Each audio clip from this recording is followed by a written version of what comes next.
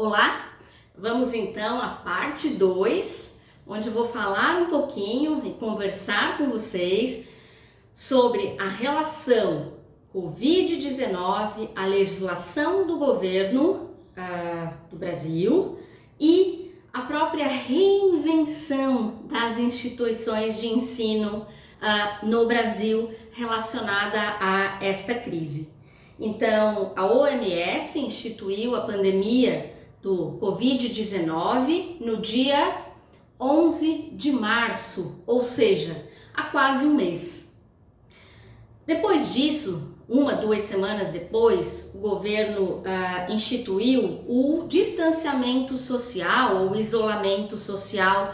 Não estou aqui para discutir esses conceitos. O fato é que as escolas, as universidades públicas e privadas, de um dia para a noite, teriam que então se reinventar e passar a utilizar as novas tecnologias ou as tecnologias e sistemas como uma forma de mediação e mediatização daquelas aulas que seriam presenciais em sala de aula presencial física para o virtual. Logo em seguida veio uma outra legislação contemplando ou incluindo o curso de medicina até o 4º ano, que poderia também então utilizar dessas metodologias e das tecnologias para que então todo mundo pudesse ter a oportunidade de não parar, né? Não parar o semestre. Isso ocorreu em toda a educação, né? Dos pequenininhos até mestrado, doutorado, até toda a graduação. Eu li muitas reportagens, muitas críticas em relação a tudo isso. O fato é de que aquelas universidades ou aquelas escolas de ensino básico que já utilizavam novas tecnologias, que já utilizavam sistemas para mediar a relação ensino-aprendizagem e a comunicação com os estudantes, saíram na frente. Por quê? Porque tanto estudantes quanto professores já estavam de alguma forma acostumados com o uso daquela plataforma, seja gratuita, seja paga, seja por meio de redes sociais ou por meio de sistemas na própria internet, embarcados aí por meio de apps nos celulares dos alunos. Então, aquelas que já utilizavam se deram bem, né? Ou seja, não demoraram muito para repensar a forma de passar o que deveria ser feito em sala de aula física para sala de aula, então, agora virtualizada. Então, para isso, né, foi feito aí todo um movimento das instituições para aquelas que tinham já essa familiaridade e já utilizavam de alguma forma desses sistemas, foi tranquilo. Aquelas que não, acabaram muitas delas, até universidades públicas, interrompendo o semestre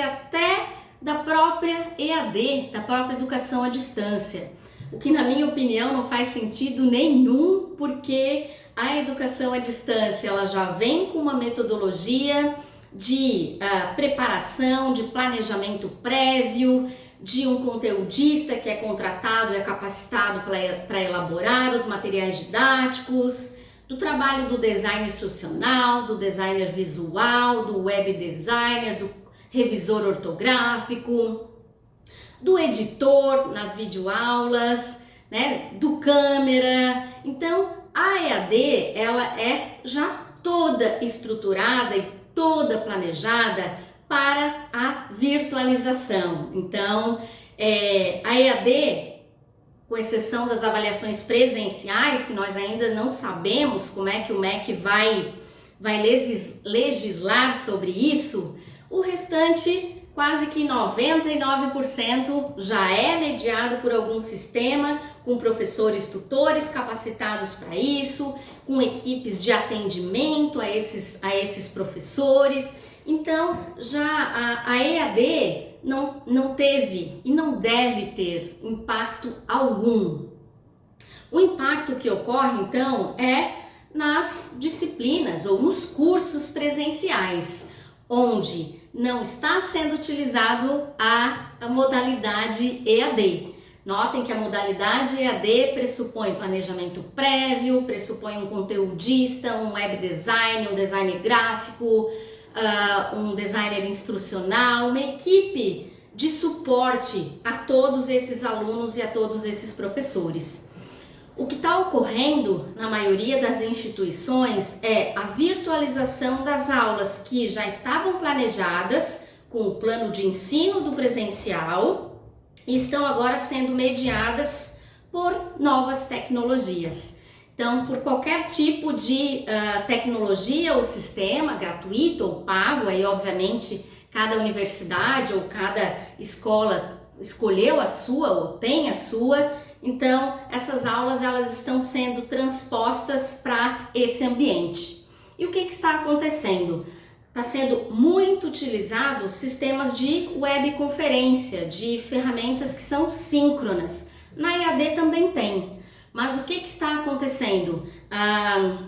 Essas ferramentas elas estão sendo utilizadas por alunos e professores para que no momento que estava já agendado a aula presencial, ao invés de alunos e professores irem para a sala de aula física, eles vão naquele tempo e naquele horário já marcado no seu calendário acadêmico e então acessam esses sistemas de videoconferência. O professor então usa os seus slides que já estavam muitas vezes já prontos ou vão fazendo ao longo do caminho do momento, né, que as aulas e que o cronograma vai seguindo.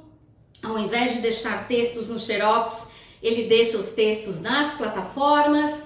Ao invés de passar atividades físicas, ele passa atividades que estão lá no ambiente virtual de aprendizagem. Então, tudo isso está sendo então virtualizado, que é presencial, para as plataformas. Isso não é educação à distância, como eu falei agora há pouco.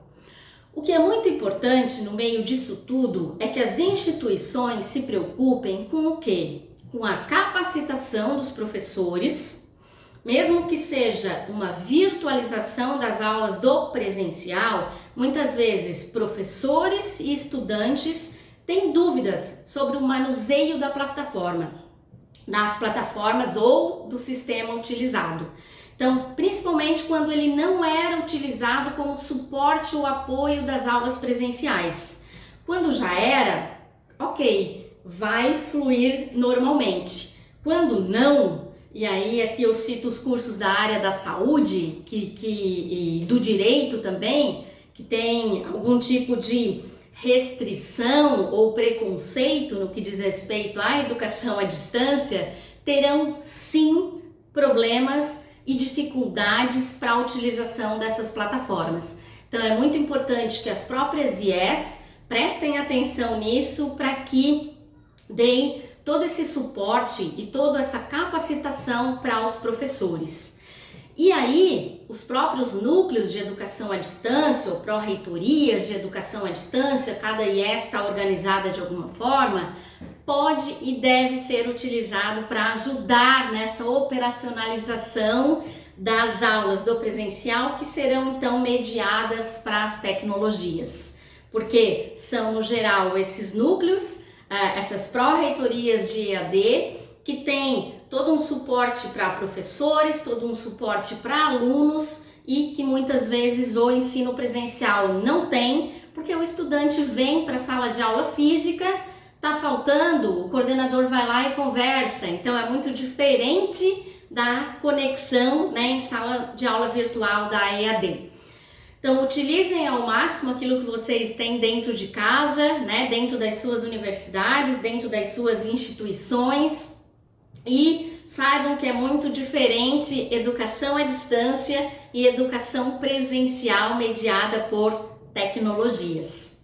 O que eu acho é que tanto a EAD vai sair fortalecida de tudo isso, como o presencial, que vai enxergar a educação à distância de uma outra forma. Inclusive, já há relatos de várias instituições e alunos que estão dizendo assim: eu não vou mais para a sala de aula física. Para quê? Se eu posso assistir a aula aqui do meu quarto. Então, vem muita coisa boa por aí. Com toda essa crise, eu tenho certeza que ambas as modalidades, uma não exclui a outra, elas serão fortalecidas em meio a tudo isso, ok?